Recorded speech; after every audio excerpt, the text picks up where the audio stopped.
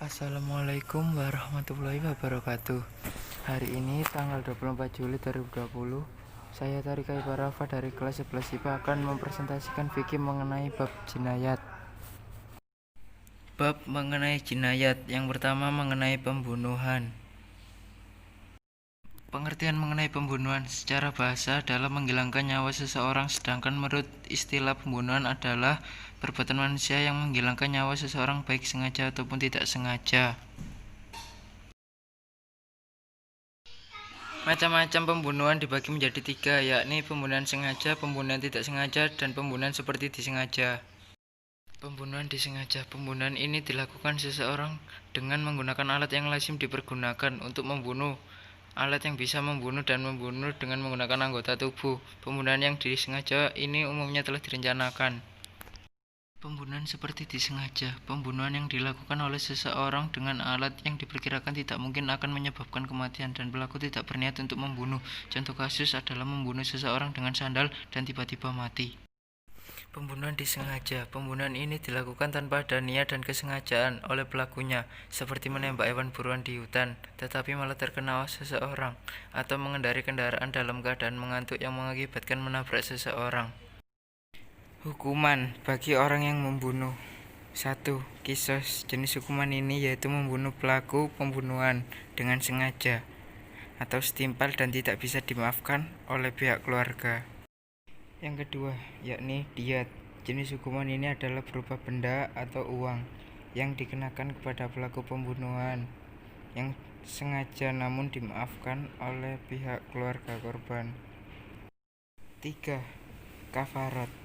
Jenis hukuman ini yaitu memerdekakan hamba sahaya atau berpuasa selama 2 bulan berturut-turut. Kafarat ini dikenakan pada pelaku pembunuh yang disengaja. Hikmah larangan membunuh. Yang pertama, agar manusia tidak berbuat semena-mena kepada sesama. Yang kedua, manusia mampu menempatkan dirinya pada kedudukan makhluk yang bermartabat dan berkepribadian mulia. Yang ketiga, menjaga keselamatan dan keamanan jiwa dan raga sesama manusia. Penganiayaan. Pengertian penganiayaan.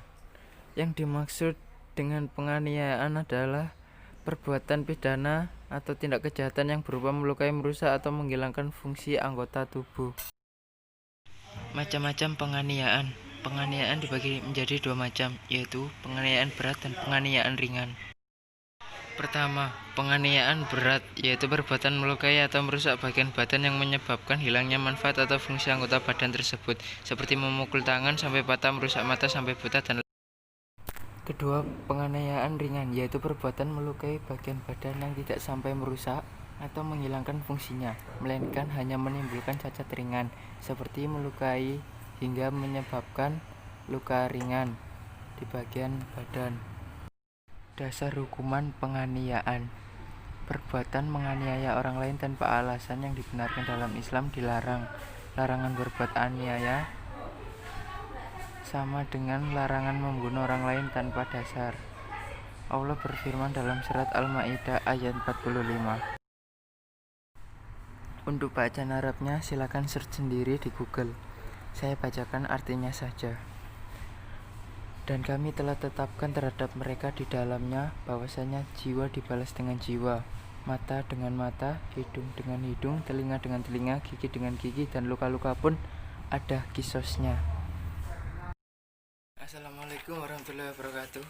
Saya Tarika Ibarafa dari kelas 11 IPA mau mempresentasikan fikih bab mengenai jinayah. Baik, yang pertama, jinayah. Yang pertama adalah pembunuhan. Di dalam pembunuhan ini terdapat hal-hal yang diperbolehkan dan tidak diperbolehkan, dan banyak hal yang bisa kita ketahui bahwa pembunuhan itu bisa disengaja, tidak disengaja, maupun tanpa disengaja.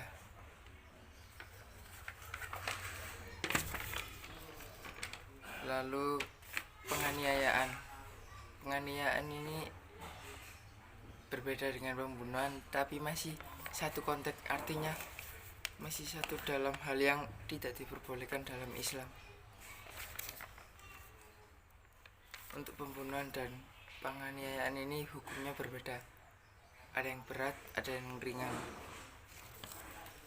Sedangkan berat atau ringannya hukuman ini tergantung pada tindak kejahatannya. Kalau tindak kejahatannya misalkan hanya ringan, contoh kecelakaan yang tidak sampai membuat organ tubuh hilang fungsinya atau sudah tidak berfungsi, itu masih bisa dimaafkan atau ditoleransi atau hanya membayar denda. Tapi jika sudah berat, mungkin ini ada 3 hukum yang berlaku, antara lain kisos, diyat, sama kafaro. Oke. Untuk yang pertama, kisos. Kisos ini hukumannya adalah setimpal seperti yang pelaku lakukan. Semisal pelaku membunuh, namun keluarga korban tidak ikhlas, tidak bisa menerima tidak bisa menerima kematian saudaranya, maka pihak keluarga berhak meminta hukuman setimpal, yakni dibunuh. Jadi pelaku pembunuhan dibunuh dengan sengaja, namun sudah ada hukumnya, jadi sah. Yang kedua adalah diyat. Diyat ini pelaku atau pembunuh yang masih bisa dimaafkan tindak kejahatannya oleh pihak keluarga, namun diganti dengan membayar denda kepada pihak keluarga, karena sudah menghilangkan nyawa anggota keluarga. Mungkin mereka akan sangat down jika terjadi hal itu, jadi mereka minta ganti rugi. Dan jika tidak bisa mengganti rugi, maka bisa jadi dimasukkan ke dalam penjara, tergantung hukum yang berlaku di negara masing-masing ya. Yang terakhir kafaro. Untuk kafaro ini biasanya diganti dengan berpuasa selama 2 bulan berturut-turut, yang artinya dia hanya ingkar janji atau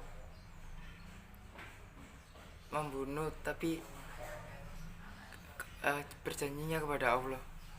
Seperti itu kurang lebihnya. Terima kasih. Wassalamualaikum warahmatullahi wabarakatuh.